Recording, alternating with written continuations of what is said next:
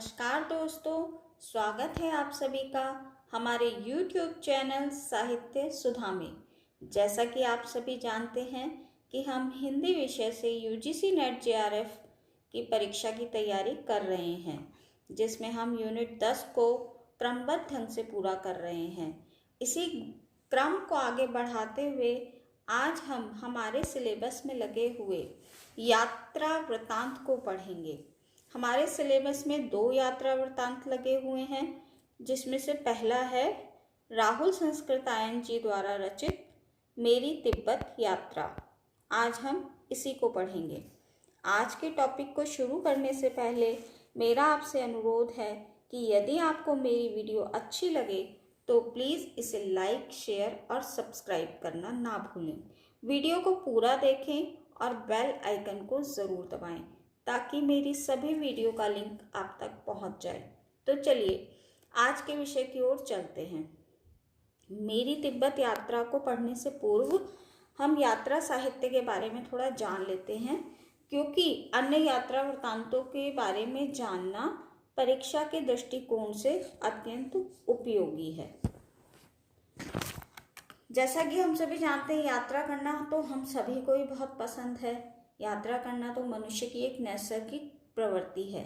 हम बहुत खुश हो जाते हैं जब कोई हमसे कहता है कि चलिए हम कहीं घूमने चलते हैं। ऐसे ही मानव के विकास की गाथा में यात्रा करना एक बहुत ही पसंदीदा कार्य है। मनुष्य कभी ना कभी कोई ना कोई यात्रा तो ज़रूर करता है, लेकिन अपनी की गई यात्रा के अनुभवों को पढ़ने वालों के पाठकों के सम्मुख यात्रा साहित्य की रचना के रूप में प्रस्तुत करना ये हर किसी के बस की बात नहीं है। जब कोई लेखक अपने द्वारा की गई किसी यात्रा का वास्तविक कलात्मक या साहित्यिक वर्णन करता है तो ऐसी ही रचना को हम यात्रा वृत्तांत या यात्रा साहित्य कहते हैं। यात्रा साहित्य का उद्देश्य लेखक के यात्रा अनुभवों को पाठकों के साथ बांटना होता है तथा पाठकों को भी उन स्थानों की यात्रा करने के लिए प्रेरित करना होता है। हिंदी साहित्य में अन्य गद्य विधाओं की भांति ही भारतेंदु युग से ही यात्रा साहित्य का आरंभ माना जाता है। भारतेंदु ने सरयू पार की यात्रा, मेहंदावल की यात्रा, लखनऊ की यात्रा आदि यात्रा वृत्तांतों का बड़ा ही रोचक और सजीव वर्णन किया था। तो आप लोग ये तीनों यात्रा वृत्तांतों को ध्यान से नोट कर लें कि ये भारतेंदु जी के द्वारा लिखे गए यात्रा वृत्तांत हैं। बालकृष्ण भट्ट जी की गया यात्रा और प्रताप नारायण मिश्र जी की विलायत यात्रा, ये बहुत ही प्रसिद्ध यात्रा वृत्तांत हैं। यात्रा वृत्तांत के लेखक राहुल संस्कृतायन जी का नाम यात्राओं के लिए तथा यात्रा वृत्तांतों को लिखने के लिए बहुत ही प्रसिद्ध है। तिब्बत में 1.25 वर्ष, ये उन्होंने 1933 में एक यात्रा वृत्तांत लिखा था। मेरी यूरोप यात्रा, ये 1935 में उन्होंने लिखा था। मेरी तिब्बत यात्रा, ये 1937 में लिखा था, जो हमारा आज का विषय है।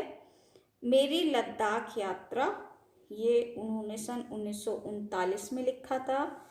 किन्नर देश में, ये 1948 में लिखा गया है। रूस में 25 मास, ये 1952 में लिखा गया है। और यही श्री राहुल संस्कृतायन जी के महत्वपूर्ण यात्रा वृत्तांत है। इन्हें याद करना हमारे लिए बहुत आवश्यक है, क्योंकि परीक्षा में उस लेखक की अन्य कृतियां अवश्य पूछी जाती हैं। उत्तराखंड के पथ पर संस्कृतायन जी ने अपनी बद्री और केदार यात्रा के विषय में लिखा था। तो चलिए हम आज का जो हमारा टॉपिक है मेरी तिब्बत यात्रा, इसको पढ़ते हैं। राहुल संस्कृतायन जी को महापंडित की उपाधि दी जाती है। बहुत ही लेखन कार्य में बहुत ही निपुण और बहुत अधिक लेखन इन्होंने किया है। ये हिंदी के एक प्रमुख साहित्यकार हैं। मेरी तिब्बत यात्रा में इन्होंने अपनी तिब्बत देश की यात्रा का वर्णन किया है। और ये जो यात्रा वृतांत है ये नेपाल के रास्ते से की गई यात्रा थी।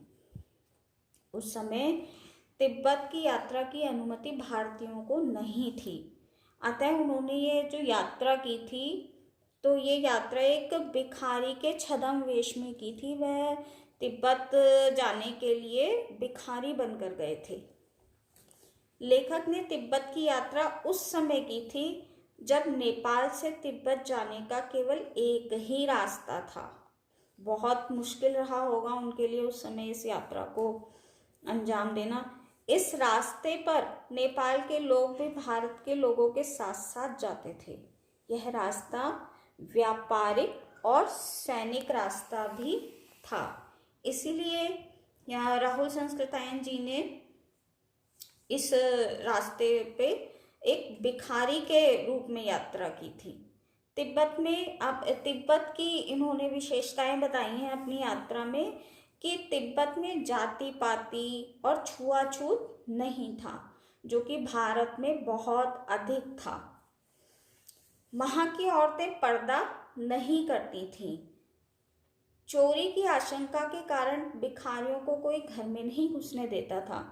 देखा, जैसे कि राहुल संस्कृतायन जी भिखारी बनकर गए थे तो हो सकता है उन्होंने ये अनुभव किया हो कि उन्हें किसी ने घर में नहीं घुसने दिया और किसी भी अपरिचित व्यक्ति को भी कोई घर के अंदर नहीं आने देता था। तो राहुल संस्कृतायन जी का योगदान जो है वो यात्रा साहित्य में बहुत ही अद्वितीय और अग्रणी है।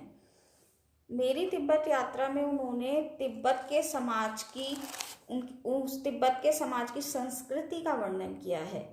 तिब्बत की धार्मिक व्यवस्था, उनकी धार्मिक परंपराएं, खाना पीना, वेशभूषा आदि का वर्णन किया है।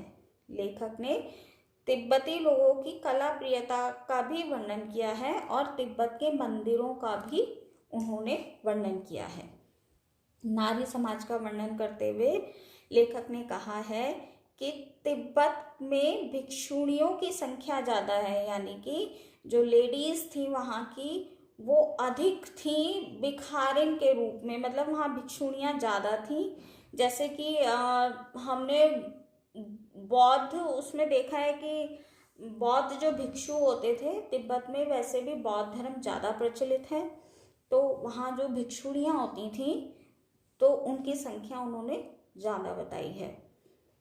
अब इसका उन्होंने एक कारण भी बताया है कि वहाँ एक ऐसी प्रथा थी जिसमें कि सभी भाइयों का विवाह एक ही लड़की से कर दिया जाता था। जैसे कि द्रौपदी के 5 पति थे ना, ऐसे ही वहाँ की ये नॉर्मल एक रिवाज था कि एक लड़की के कई कई पति होते थे, जिससे कि बहुत सारी लड़कियां अविवाहित रह जाती थी और फिर वे आगे चल के क्या बन जाती थी, भिक्षुणियाँ बन जाती थी। तो राहुल संस्कृतायन जी ने अपनी तिब्बत यात्रा में वहाँ की तिब्बत की संस्कृति का एक अद्भुत और अविस्मरणीय वर्णन किया है। तो चलिए, ये था हमारा आज का विषय, राहुल संस्कृतायन जी की मेरी तिब्बत यात्रा। इसमें जो मुख्य मुख्य बातें हैं उन्हें आप नोट कर लें और फिर मिलते हैं हम अपनी अगली वीडियो में अपने अगले यात्रा वृतांत के साथ, जो है अगेय जी का अरे यायावर रहेगा याद। धन्यवाद। अगर आपको मेरी वीडियो अच्छी लगी हो तो प्लीज़ इसे लाइक शेयर सब्सक्राइब ज़रूर करें। Bye bye.